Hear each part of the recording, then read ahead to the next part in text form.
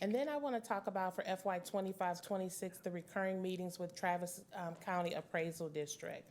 So one of the things we talked about at the beginning of this year is that we passed a deficit budget of $78 million and it increased to $92 million because there was a swing of $14 million.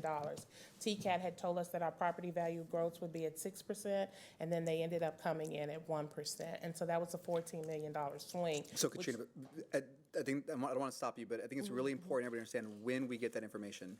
So in the last budgeting process, we received that information around April of 2024, when we're in the middle of the budgeting process.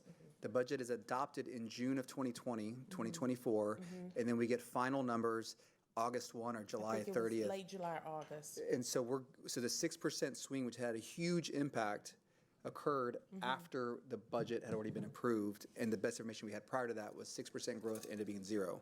So I just want to kind of put everybody kind of in that moment, because we're about to go through that again right now. Right. Okay. So sorry. Right. No. Please. So we meet regularly now with the chief tax appraiser. Her name is Leanna, and she meets with us every month, and we talk to her about what are her projections. We know that her projections are going to change. When we met with her in late November, early December, she thought that the values would be maybe a 1% growth to 0% growth, and now she's saying a decrease between 9 and 13%.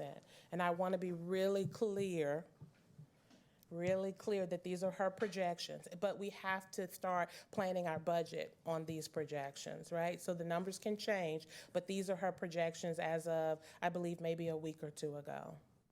And Katrina, for extreme clarity, when it was communicated, was it 9 to 13 was kind of the worst scenario? It was the worst case Correct. scenario. So I just want to make sure that it's a range, but the worst side of that is 9 to 13% property value reduction or decrease, which means the high end is not likely to be positive, right? The range is not going to be greater than 10% most likely. So. Right.